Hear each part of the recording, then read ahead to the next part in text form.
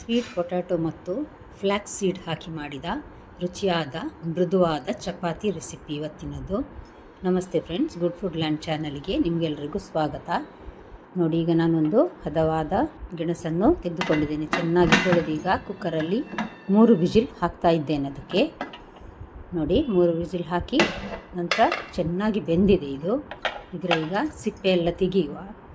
ಇದನ್ನೀಗ ನಾನು ಗ್ರೇಟರಲ್ಲಿ ತುರಿತಾ ಇದ್ದೇನೆ ನೋಡಿ, ಅಥವಾ ಮ್ಯಾಶ್ ಮಾಡಿದರೂ ಆಗ್ತದೆ. ನಾನು ತುರಿತೇನೆ ನೋಡಿ. ಈ ರೀತಿ ತುರಿದರೆ ಒಳ್ಳೆಯದಾಗ್ತದೆ, ಮಿಕ್ಸಿಂಗಿಗೆ ತುಂಬ ಒಳ್ಳೆಯದಾಗ್ತದೆ. ಎಲ್ಲಿಯೂ ಗಟ್ಟಿ ಗಟ್ಟಿ ಸಿಗುವುದಿಲ್ಲ ಅದರಲ್ಲಿ ಉಳಿದಿದ್ದರೆ. ಗೆಣಸು ಸಾಧಾರಣ ಇದು 1.5 ಕಪ್ಪಿನಷ್ಟು ಇದೆ ಇದರಲ್ಲಿ. ಈಗ ಒಂದು ಲೆಕ್ಕ ಅಂತ ನೋಡಲಿಕ್ಕೋಸ್ಕರ ಹಾಗೆ ಹೇಳ್ತಾ ಇದ್ದೇನೆ ನಾನು. ಇಲ್ಲಾಂದರೆ ಒಂದು ಮೀಡಿಯಮ್ ಸೈಜಿದ್ದು ಗೆಣಸು ಸಾಕಾಗ್ತದೆ. ಜಾಸ್ತಿ ಆದರೂ ಏನು ತೊಂದರೆ ಇಲ್ಲ, ಕಡಿಮೆ ಅನಿಸಿದರೂ ತೊಂದರೆ ಇಲ್ಲ. ಇದು ನೋಡಿ ಫ್ಲ್ಯಾಕ್ಸ್ ಸೀಡ್, 1 ಚಮಚದಷ್ಟು ಫ್ಲ್ಯಾಕ್ಸ್ ಸೀಡನ್ನು ನಾನೀಗ ಮಿಕ್ಸಿ ಜಾರಿಗೆ ಹಾಕಿ ನುಣ್ಣಗೆ ರುಬ್ಬಿ ಇಡ್ತೇನೆ ನೋಡಿ.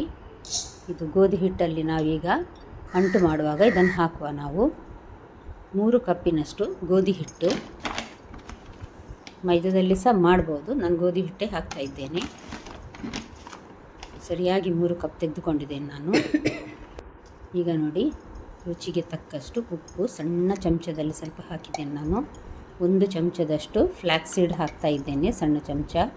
ಚೆನ್ನಾಗಿ ಪುಡಿಯಾಗಿದೆ ನೋಡಿ. 1 ಚಮಚ ಹಾಕಿದ್ದೇನೆ ನೋಡಿದ್ರಲ್ಲ. ಇವಾಗ ತುರಿದಿಟ್ಟ ಗೆಣಸನ್ನು ಹಾಕುವ, ಸ್ವೀಟ್ ಪೊಟ್ಯಾಟೊ. ಇದನ್ನೆಲ್ಲ ಒಂದು ಸಲ ಚೆನ್ನಾಗಿ ಮಿಕ್ಸ್ ಮಾಡುವ ಈ ಹಿಟ್ಟಿನೊಟ್ಟಿಗೆ, ಗೋಧಿ ಹಿಟ್ಟಿನೊಟ್ಟಿಗೆ. ನೋಡಿ, ಈ ರೀತಿ ಕೈಯಲ್ಲಿ ಚೆನ್ನಾಗಿ ಮಿಕ್ಸ್ ಮಾಡಿ ಹೊಂದಿಸಿಕೊಳ್ಳುವ ಅದನ್ನು. ಮೊದಲನೇ ಸಾರಿ ನನ್ನ ವಿಡಿಯೋ ನೋಡುವ ವೀಕ್ಷಕರಾದರೆ ದಯವಿಟ್ಟು ಸಬ್ಸ್ಕ್ರೈಬ್ ಮಾಡಿ. ನಿಮಗೇನಾದರೂ ಈ ವಿಡಿಯೋ ಇಷ್ಟ ಆಯಿತು ಅನಿಸಿದರೆ ದಯವಿಟ್ಟು ಲೈಕ್ ಮಾಡಿ ಮತ್ತು ನಿಮ್ಮ ಫ್ಯಾಮಿಲಿ ಫ್ರೆಂಡ್ಸಿಗೆಲ್ಲ ಶೇರ್ ಮಾಡಿ. ಮರಿಬೇಡಿ ಶೇರ್ ಮಾಡೋದನ್ನು. ಈಗ ನೋಡಿ, ಮಿಕ್ಸಿಂಗ್ ಚೆನ್ನಾಗಿ ಆಗಿದೆ. ಈಗ ಸಾಧಾರಣ ಒಂದು 3/4 ಲೋಟದಷ್ಟು ನೀರು ಇದಕ್ಕೆ ಬೇಕಾಗ್ತದೆ. ನಾನೊಂದು 3/4 ಲೋಟದಷ್ಟು ನೀರು ಹಾಕಿ ಗೋಧಿ ಹಿಟ್ಟಿನ ಚಪಾತಿ ಹೇಗೆ ಮಾಡ್ತೇವೆ ನೋಡಿ ಅದೇ ರೀತಿ ಅಂಟು ಮಾಡಿ ಒಂದು 1/4 ಗಂಟೆ ಅಥವಾ ಅರ್ಧ ಗಂಟೆ, ಕಡಿಮೆ ಅಂದರೆ 1/4 ಗಂಟೆ ಇಟ್ಟು ನೋಡಿ. ಈ ರೀತಿ ಮಾಡಿದರೆ ಬೇಗ ಮೆತ್ತಗಾಗ್ತದೆ. 1/4 ಗಂಟೆ ಇಟ್ಟು ನಂತರ ನಾವೀಗ ಚಪಾತಿ ಮಾಡಲಿಕ್ಕೆ ರೆಡಿ ಮಾಡುವ. ತುಂಬ ಸಾಫ್ಟಾಗಿ ಬರ್ತದೆ ಇದು. ನೀವೊಮ್ಮೆ ಟ್ರೈ ಮಾಡಿ ನೋಡಿ. ನೋಡಿ, ಮೀಡಿಯಮ್ ಸೈಜಿನ ಒಂದು ಉಂಡೆ ಮಾಡಿ ನಾನೀಗ ಇದನ್ನು ರೆಡಿ ಮಾಡಿ ಇಡ್ತೇನೆ. ಇವಾಗ ಒಂದೊಂದೇ ಚಪಾತಿ ರೆಡಿ ಮಾಡುವ.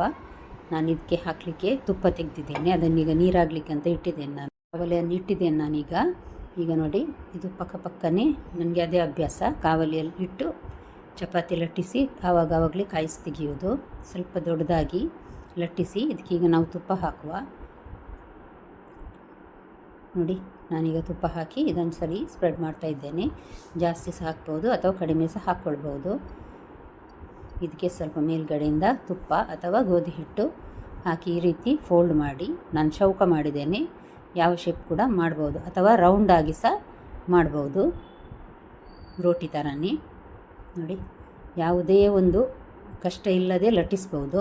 ನಾರ್ಮಲ್ ಚಪಾತಿ ಮಾಡ್ತೇವೆ ನೋಡಿ ಅದೇ ರೀತಿ ಇದು ಮಾಡೋದು. ಆದರೆ ಸ್ವಲ್ಪ ತೆಳುವಾಗಿ ಲಟ್ಟಿಸಿದರೆ ಒಳ್ಳೆಯದು, ಇಲ್ಲಾಂದರೆ ಸ್ವಲ್ಪ ದಪ್ಪ ಅನ್ನಿಸ್ತದೆ ಇದು. ಒಂದು ಕಡೆ ಚೆನ್ನಾಗಿ ಬೆಂದಿದೆ ನೋಡಿ. ಈಗ ನಾನು ಮೀಡಿಯಮ್ ಹೀಟಲ್ಲಿ ಗ್ಯಾಸ್ ಉರಿಯನ್ನು ಇಟ್ಟಿದ್ದೇನೆ, ಇದರಲ್ಲಿ ಮಧ್ಯಮ ಉರಿಯಲ್ಲಿ. ನೋಡಿ, ಈಗ ತುಪ್ಪ ಹಾಕಿದ್ದೇನೆ. ಒಂದು ಸೈಡ್ ಚೆನ್ನಾಗಿ ಬೆಂದಿದೆ ನೋಡಿ, ಇನ್ನೊಂದು ಸೈಡ್ ಸಹ ಉಬ್ಬಿ ಸಹ ಬರ್ತಾ ಇದೆ ಚಪಾತಿ. ಗೆಣಸಿನ ಚಪಾತಿ ರೆಡಿ ಆಯಿತು ನೋಡಿ. ಇದಕ್ಕೊಂದು ಪುದೀನ ಚಟ್ನಿ ಅಥವಾ ಟೊಮ್ಯಾಟೊ ಚಟ್ನಿಯೊಟ್ಟಿಗೆ ಇದು ತುಂಬ ಒಳ್ಳೆಯದಾಗ್ತದೆ ತಿನ್ನಲಿಕ್ಕೆ. ನಾನಿವತ್ತು ಕೊತ್ತಂಬರಿ ಸೊಪ್ಪು ಮತ್ತು ಪುದೀನ, ಶುಂಠಿ, ಬೆಳ್ಳುಳ್ಳಿ, ಸ್ವಲ್ಪ ಕಾಯಿ ತುರಿ ಹಾಕಿ ಚಟ್ನಿ ಮಾಡಿದ್ದೇನೆ ಇದಕ್ಕೆ ನಾನು. ನೋಡಿ, 2ನೇ ಚಪಾತಿ ಸಹ ರೆಡಿ ಆಯಿತು. ಹಾಗಾದರೆ ನಿಮಗೆ ಈ ವಿಡಿಯೋ, ಇವತ್ತಿನ ಅಡುಗೆ ಇಷ್ಟ ಆಯಿತು ಅಂತ ತಿಳ್ಕೊಳ್ತೇನೆ ಫ್ರೆಂಡ್ಸ್. ದಯವಿಟ್ಟು ಲೈಕ್ ಮಾಡೋದನ್ನು ಮರಿಬೇಡಿ. ನಾಳೆ ಇನ್ನೊಂದು ಹೊಸ ಅಡುಗೆಯೊಂದಿಗೆ ಮತ್ತೆ ಭೇಟಿ ಆಗ್ತೇನೆ.